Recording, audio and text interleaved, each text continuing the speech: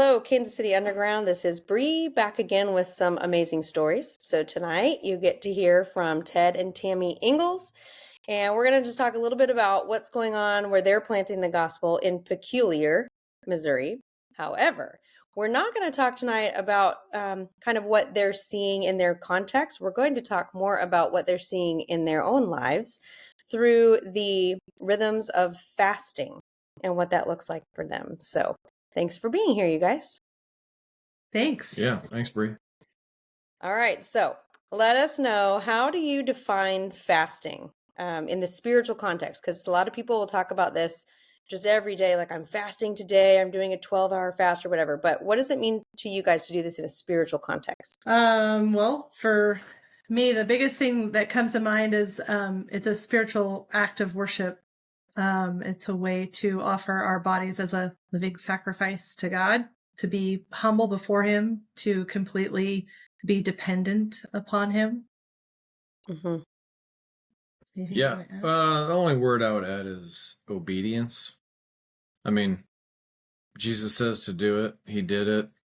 Others did it in Scripture. So, yeah, there's just something to giving Him your heart with an act of obedience, you know? Yes. All right, beautiful.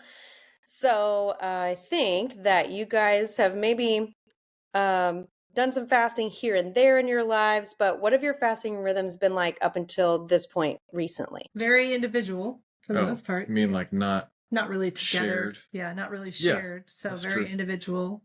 Mm-hmm. I've done a one-off here and there just to kind of like rid myself of any like fleshly stronghold that I'm feeling. Mm-hmm.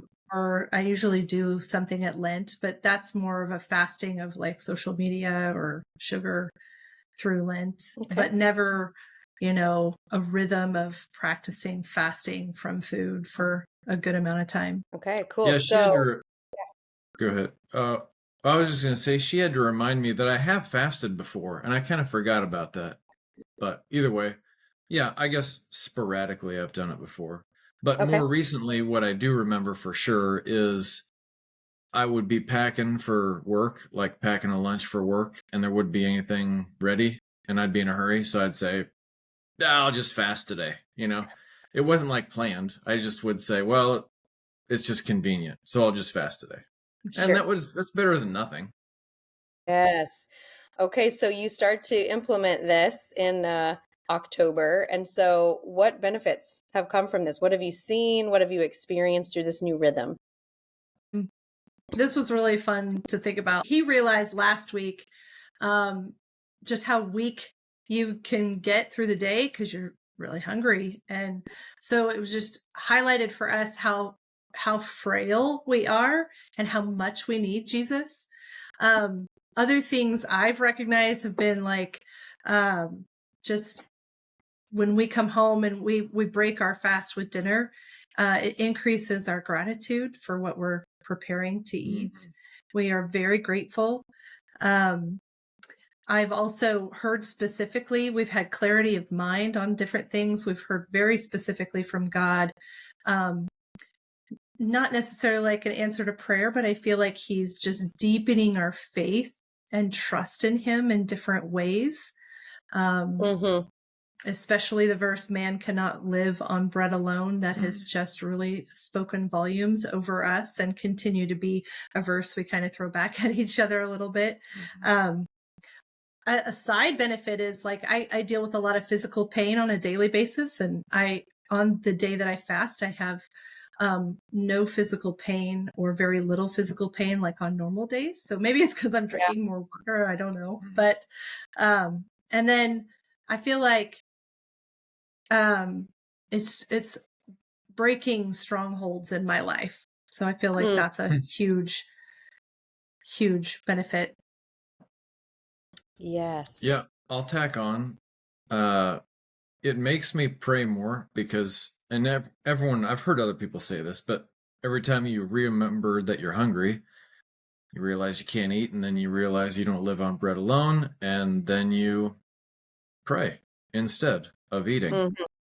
Whether you're walking down the hallway at work or whether you're out on the job site or whatever, it doesn't matter where you're at. you feel hungry often, and you just reminds you to pray at that point. So prayer life picks up, reliance on him picks up, clarity of thought, I think you mentioned, picks up. Well, and also like even today, because we were fasting today, I found that I had more peace, I guess you could say, or less hunger feeling when I actually got the word out and I was reading his word.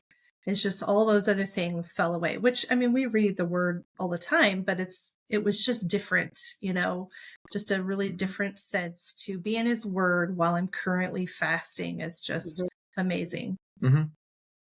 Yeah, you got some skin in the game, Yeah. But I also kind of put out there, along with all these instant benefits, is there's an X factor that you cannot get instant benefit from. An act of obedience of fasting cannot be directly tied to some blessing that happens around you straight from the king of the kingdom, like and it's I don't even know what benefits of fruit are down the road because of these acts of obedience. Maybe none, but maybe a bunch, and we don't really understand that. It's just mysterious. So I just want to throw that out there, that you don't even know what the benefits are, because this is the kingdom we're talking about, and you don't understand it. Yes. Oh, so good. Well, thank you guys for sharing about this newly developed rhythm between the two of you and your family, and hope that this inspires some other people to also check out extraordinary fasting. Thanks, guys. Yeah, thanks, Bree.